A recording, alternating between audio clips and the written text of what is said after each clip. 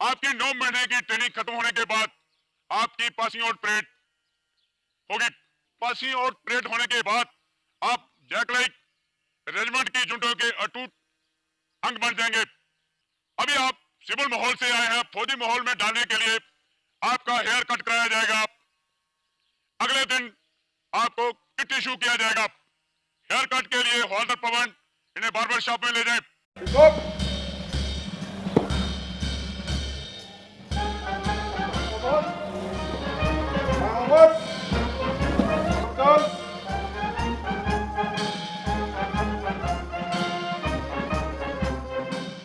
Recruits को पता था कि अब उनकी जिंदगी में कई तब्दीलियां आने वाली हैं।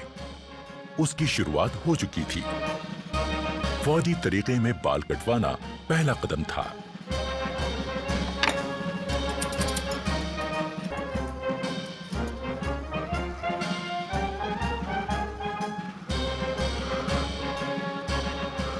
छोटे छोटे बालों को कम रख रखाव की जरूरत पड़ती है और इंसान दिखने में चुस्त और स्मार्ट लगने लगता है। पहला कदम तय करने के बाद इनका अगला पड़ाव है बटालियन स्टोर। यहां रिक्रूट्स को अलग अलग किस्म की फौजी वर्दियां बांटी जाती हैं। वही फौजी वर्दियां जिनको अब तक ये हसरत भरी निगाहों से देखते थे, पर आज उन्हें पहनने का मौका और हक इनको मिला है। अपने अफसरों से वर्दियां हासिल करना इनकी जिंदगी का पहला तमगा है जो इन्हें मिलता है। खाकी शर्ट, खाकी trouser, combat jacket, combat trouser, full sleeves woollen vest, half sleeves cotton vest, woollen underpant, cap FS, beret coloured, DMS boot, brown canvas shoes, universal kit bag, woollen socks, खाकी हैंड टॉवेल, दरीज, blanket, mosquito net, enamelled aluminium mug, waist belt, warm Angola shirt, warm trousers, combat coat, water bottle, टिंटेस MK3। अपनी जिंदगी का सबसे कीमती पहनावा हासिल करने के बाद ये जानना जरूरी हो जाता है कि किस पहनावे को कब पहना जाए और किस तरह से पहना जाए। सभी ने रिक्रूट ध्यान दे, जो आपको बटालियन स्टोर से ड्रेस इश्यू हुआ है उसको आप किस प्रकार से तैयार करके पहनना है, उस्ताद आपको उसका नमूना देंगे।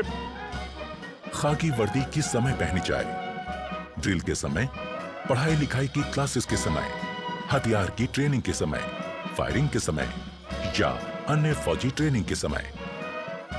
कॉम्बैट ड्रेस, कैंप ट्रेनिंग के दौरान। मुफ्ती ड्रेस, बड़ा खाना के वक्त, MMG ब्लॉक में जाने के लिए, बाजार जाने के लिए, किसी जश्न के मौके पर। पीटी ड्रेस, पीटी और खेलों के दौरान। सोने के वक्त पहनी जाने वाली वर्दी। सबसे पहले कैप को किस प्रकार से तैयार करना है, उस्ताद आपको उसका नमूना देगा। आप अच्छी तरह उसे देखें और समझें। उस्ताद आशिक हुसैन। वर्दी को पहनने का सलीका आना निहायत जरूरी है। पहली नजर में किसी फौजी को किसी आम आदमी से जो चीज अलग करती है वो है पहनावे का सलीका। ये रिक्रूट्स को समझना बहुत जरूरी है। इसकी शुरुआत हुई सजीली और रोबेली टोपी से, यानी बैरेट से। सबसे पहले बैरेट के अंदर रुई वाले हिस्से को बाहर निकालें और बैरेट के ऊपरी भाग को पानी में भिगो दें। भिगोने के बाद इसे निचोड़ें और झाड़कर उसका पानी निकाल दें। पानी अंदर ले जाता है जिसको हम साइड में लेके इसको हल्का सा छंडना है। 2 3 4। अब रुई वाले हिस्से को फिर से अंदर डाल दें। इसके बाद दोनों हाथों की मुट्ठी बंद करके टोपी को ऐसे घुमाएं कि वो पहले जैसी सूरत में आ जाए। अब बारी है इसको सिर पर बैठाने की, पर उससे पहले ध्यान रहे कि बैच के अंदर की तरफ की इस लिट को बाईं आंख की सीध में रखते हुए पहनना है।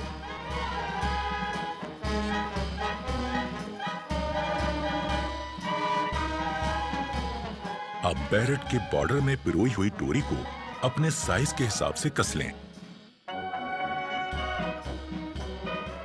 अब बैरेट वापस उतारकर किसी पतली और नुकीली चीज से बची हुई डोरी को अंदर की तरफ धकेल दें। अब बैरेट को फिर से सिर पर लगाएं। अब बारी है इसको अपने सिर पर सेट करने की।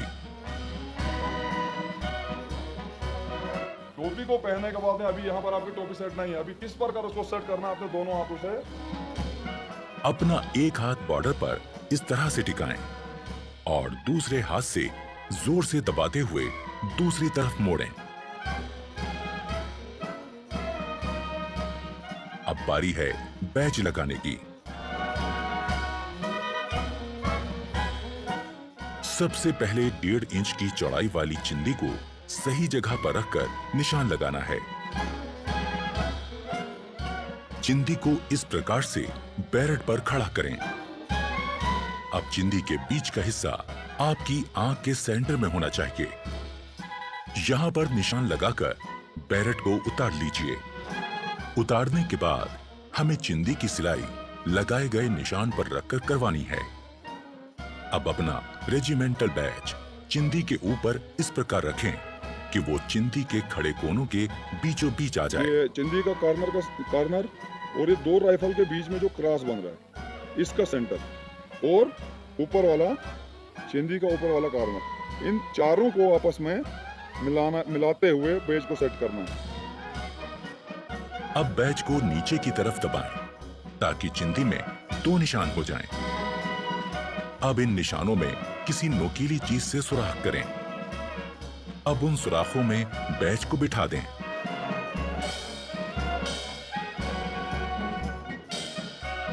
अब इसे पलटकर अंदर की तरफ से ये पिन इस प्रकार से लगा दें।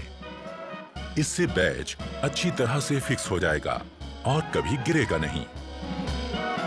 पिन लगाने के बाद ये लिड ऊपर रखकर इसकी सिलाई करते हैं।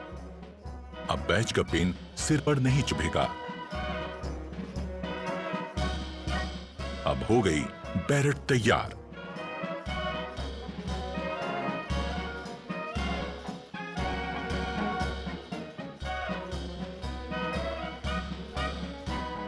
शोल्डर बैच को सरकाकर एकदम नीचे की तरफ लगाएं, जिससे वो ढीला ना रहे।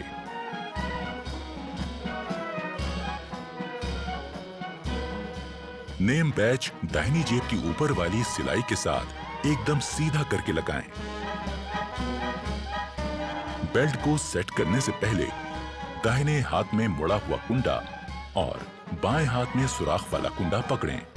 बेल्ट लगाने से पहले ध्यान में रखें कि कमीज की ये लाइन और जिप की लाइन एकदम सीध में हो और बेल्ट का बकल ठीक उनके बीचों बीच में हो। बैक साइड के ये 2 कुंडे पिछले वाले लूप से बराबर दूरी पर रहें। आगे से बकल बंद करने के बाद इस प्रकार कमीज की सिलवटें निकाल लें, आगे और पीछे दोनों तरफ से। ड्रेस पहनने के बाद कमीज के ऊपरी 3 बटन दिखने चाहिए, ना कम ना ज्यादा। पैंट पहनने के बाद जूते के केवल 2 फीते ही दिखने चाहिए।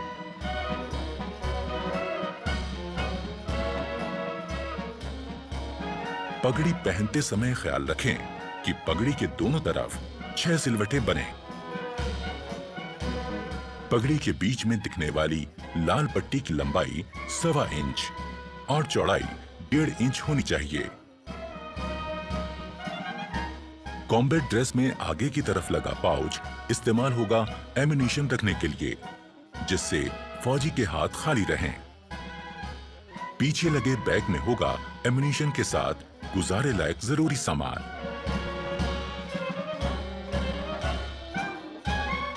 मुफ्ती ड्रेस, नाइट ड्रेस और पीटी ड्रेस को पहनते समय भी ये ध्यान रखना है कि वो साफ सुथरी हों और सलीके से पहनी गई हों। पहनना सीख लेने के बाद अब जरूरी है अपनी वर्दी और सामान को सही तरह से रखना। सबसे पहले हर रिक्रूट को अपना खास आर्मी नंबर लिखकर अपने हर सामान में लगा देना है। अपने लॉकर्स पर बने शेल्फ पर रोजमर्रा का सामान रखना है और हैंगर्स का इस्तेमाल अपनी वर्दी टांगने के लिए करना है।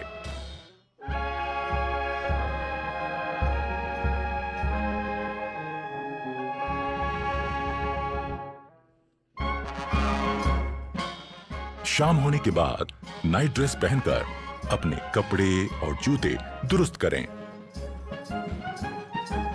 और आने वाले कल की तैयारी करें।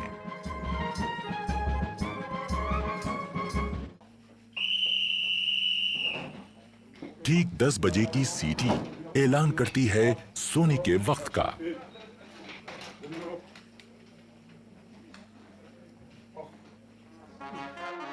अगले दिन की शुरुआत होगी सुबह 5:45 बजे के बिगुल से।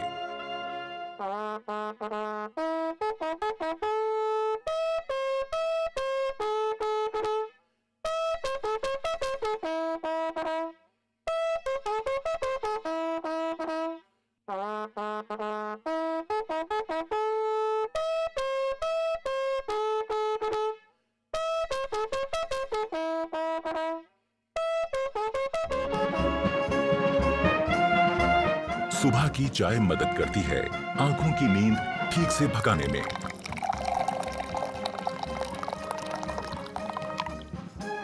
चाय के बाद का वक्त है बाथरूम की तरफ रुख करने का। पर बैरक छोड़ने से पहले यह जरूरी है कि आप अपना बिस्तर दुरुस्त करके जाएं।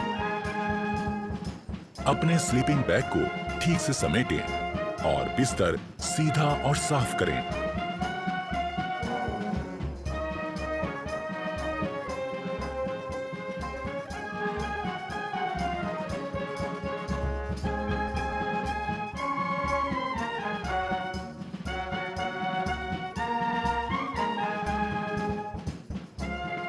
अगर आप नहीं जानते कि ऐसा कैसे किया जाता है तो इसमें अपने उस्ताद की मदद ले लें। वो आपको समझाएंगे कि सो के उठने के बाद आपको कैसे आपका बेड ठीक करना है। अगर सभी रिक्रूट्स इन बातों पर ध्यान देंगे तो उनका बैरक एकदम दुरुस्त और खूबसूरत दिखेगा। पहले स्लीपिंग बैग को ठीक से बिछा लें, उसकी जिप बंद करें और इस कवर को ऊपर लगा दें। अब बारी है इसे फोल्ड करने की।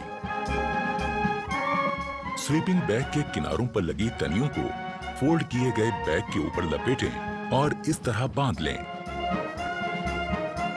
बैग को अपने लॉकर के ऊपर रख लें। अब बारी है बिस्तर को ठीक करने की।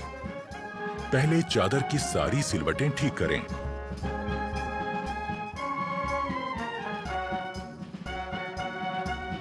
फिर कंबल और उसमें रखी जैकेट को ठीक करें।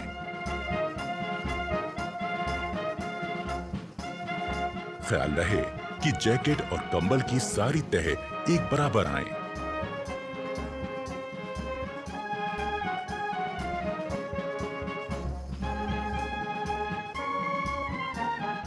अब आपका बेड दिखने लगेगा एकदम दुरुस्त।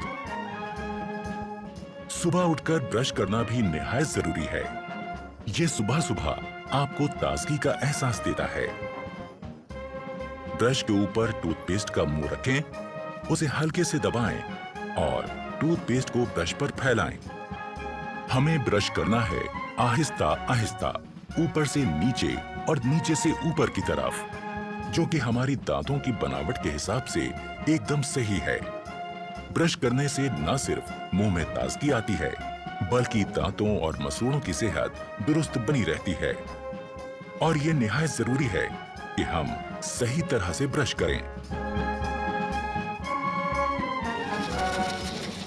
जोर जोर से ब्रश करने से हम अपने दांतों और मसूड़ों को नुकसान पहुंचा सकते हैं। ब्रश को थोड़ा आस्ता करो।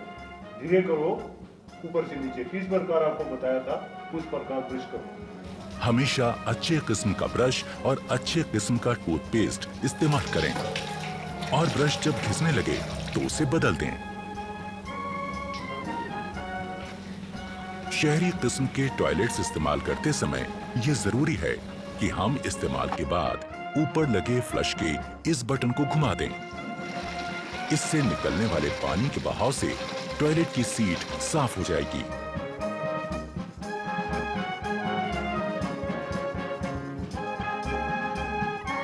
टॉयलेट इस्तेमाल करने के बाद हाथ धोना भी जरूरी है, पर सिर्फ पानी से हाथ धोना काफी नहीं है। हाथ किसी बढ़िया किस्म के साबुन से धोएं, इससे हाथों के तमाम कीटाणु मर जाएंगे। एक रौबदार और खुशनुमा शख्सियत के लिए जरूरी है चेहरे का रुआब, और इसे पाने के लिए जरूरी है कि हम रोज सुबह शेव करें। सबसे पहले शेविंग क्रीम चेहरे पर लगाएं, ब्रश को गीला करें और शेविंग क्रीम के साथ चेहरे पर चलाएं।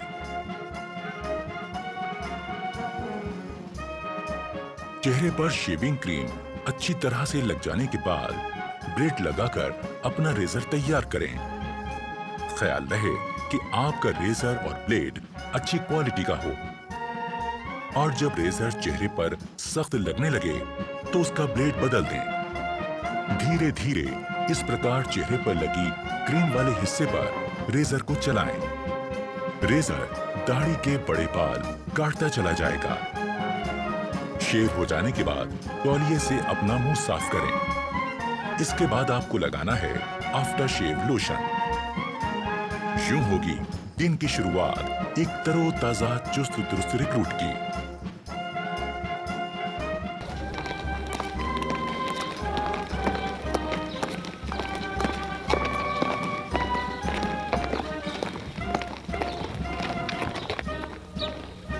रेजिमेंटल सेंटर के इलाके की तमाम जानकारी होना भी जरूरी है। इस काम में रिक्रूट्स के अफसर उनकी मदद करते हैं।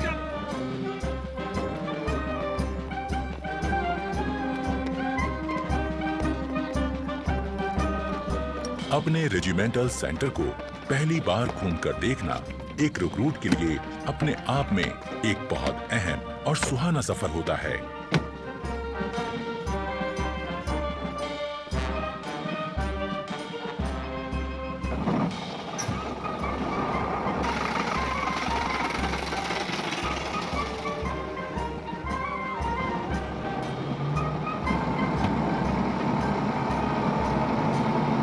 ट्रेनिंग ग्राउंड, MI रूम, संसार चंद शॉपिंग कॉम्प्लेक्स, बाना सिंह परेड ग्राउंड, उजागर Singh Teja block, Bhag Singh block, Triveni Singh hall of fame, battalion store, Billimoria multi gymnasium, mandir masjid gurdwara block, Chandorkar model room, Gangadharan block, firing range, BM Kaul indoor shooting range, unity lines, quarter guard, Siachen block, officers mess, जैकलाई house, JCO's club, Chunnilal Dwar और शहीदों को सलामी देता हुआ war memorial.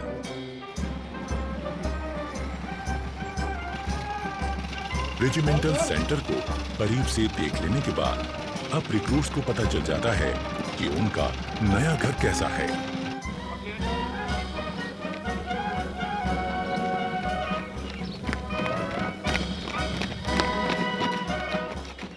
नए आए recruits के लिए यह भी जान लेना जरूरी है कि खान पान का सही तरीका क्या है।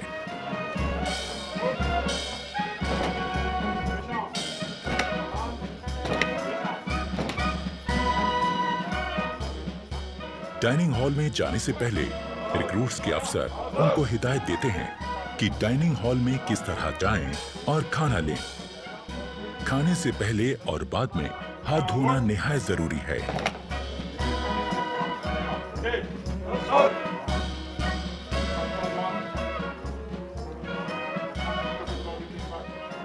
रिक्रूट्स को एक एक करके अंदर जाना है।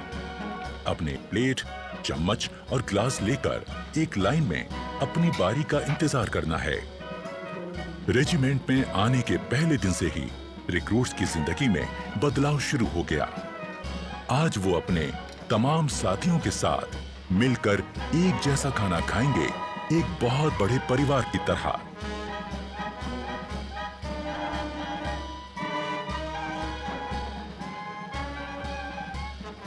इससे पहले कि खाना शुरू हो, अफसरान रिक्रूट्स को बताते हैं कि खाना खाते वक्त किन बातों का ध्यान रखें। खाने के लिए चम्मच का इस्तेमाल करें।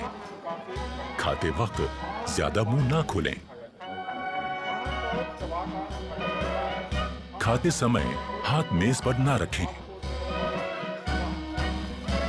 ओके, सभी जवान अपना अपना खाना शुरू करें। अफसर की बात गौर से सुनने के बाद शुरुआत होती है एक नए दौर की, जिसमें एक बड़ा परिवार अपने नए मुखिया के साथ बैठकर सलीके से खाना खाता है।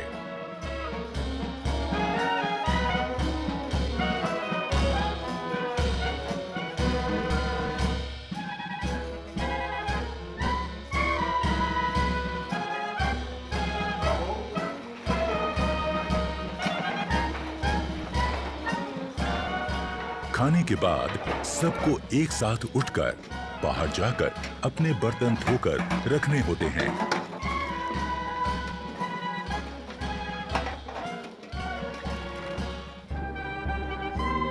खाने के बाद थोड़ा आराम और फिर 5 बजे का वक्त है खेलों का।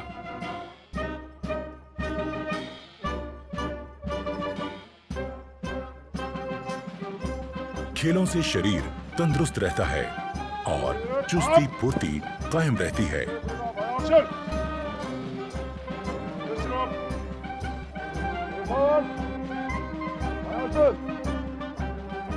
अपनी पसंद और काबिलियत के हिसाब से रिक्रूट्स अपना खेल चुन सकते हैं।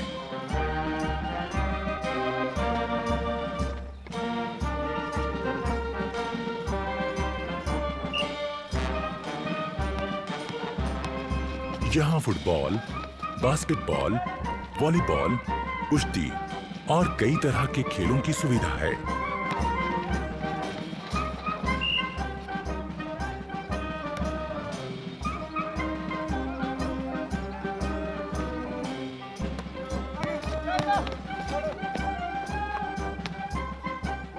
शाम होते ही क्वार्टर गार्ड से निकलती बिगुल की आवाज दिन की कार्यवाही खत्म होने का ऐलान करती है।